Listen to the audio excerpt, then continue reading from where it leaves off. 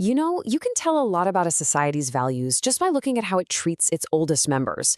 It's really a measure of our humanity. And today, we're going to dive into a powerful contrast that honestly holds some pretty critical lessons for all of us.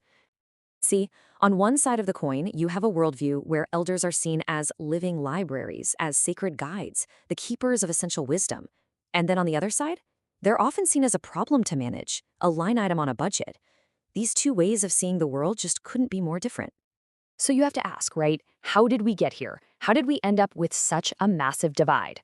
Well, that's what we're going to unpack in this explainer by looking at two very, very different approaches to what it means to grow old. So let's start with a tradition of deep, deep reverence. We're going to take a look at how several indigenous cultures in North America have historically honored, and still honor, their elders. A core idea you'll find in so many Native traditions is that elders aren't just old people. No way.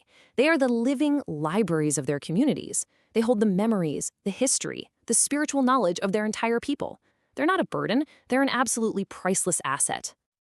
And what's just incredible is how the language itself can bake this respect right in. For the Lakota people, the word for the creator is Ngashila. And guess what? It literally translates to grandfather. The role of an elder is directly woven into the concept of the divine. You can just feel the weight of that in this quote. A Lakota grandfather explains that when he's called Lala, which comes from that same root word, it's this profoundly humbling moment. It's a constant, living reminder of the sacred responsibility he carries. And this idea isn't a one-off thing. It echoes in other cultures too. In the Navajo or Diné tradition, elders aren't just kind of hanging out on the sidelines. They are literally called the pillars of the family. They are the foundation holding the entire structure up. And look, this isn't just a nice idea, it's an actual system built into the culture.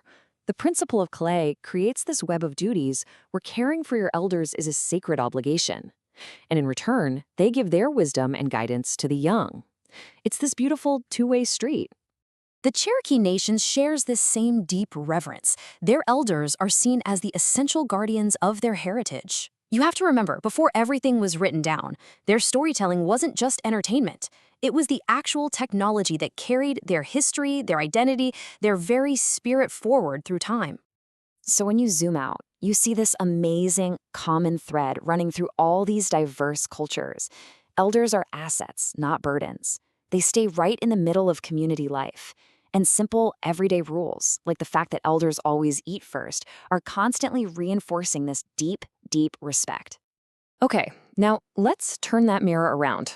Let's take a hard look at the modern American reality, where for so many, getting older is defined by some very different forces: isolation, commercialization, and, far too often, profit. First off, let's just talk about the sheer scale of this.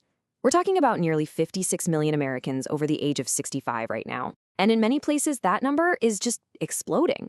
By 2030, in some states, more than 1 out of every 5 residents will be a senior.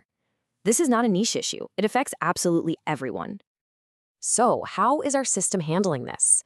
Well, the numbers tell a pretty stark story. A staggering 70% of nursing homes in the U.S. are for-profit businesses. Think about what that means. For the vast majority, elder care isn't primarily a sacred duty. It's a business model. And boy, is it an expensive business. The median cost for a private room is over $127,000 a year. That's a number that can just wipe out a person's entire life savings in a handful of years. It puts this unbelievable financial strain on families. But it's not just about the money, right? There is a profound emotional cost. 1 in 3 older Americans says they feel lonely or socially isolated.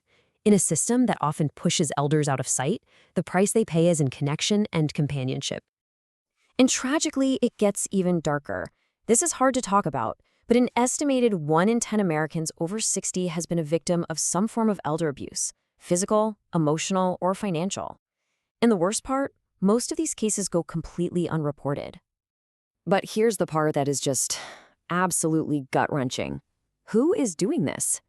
In nearly 60% of cases, the abuser is a family member. The very people who are supposed to be the protectors become the source of harm. So when you lay it all out side by side like this, wow, The contrast is just night and day, isn't it? One world sees a wisdom keeper, the other too often sees a dependent. One integrates with family, the other institutionalizes and isolates. It's truly two different worlds. Okay, so after seeing this pretty difficult reality, the big question is, what do we do about it? Now, we can't just copy and paste ancient traditions into the modern world, but we can absolutely learn from them. So let's talk about how we can start to bridge this gap.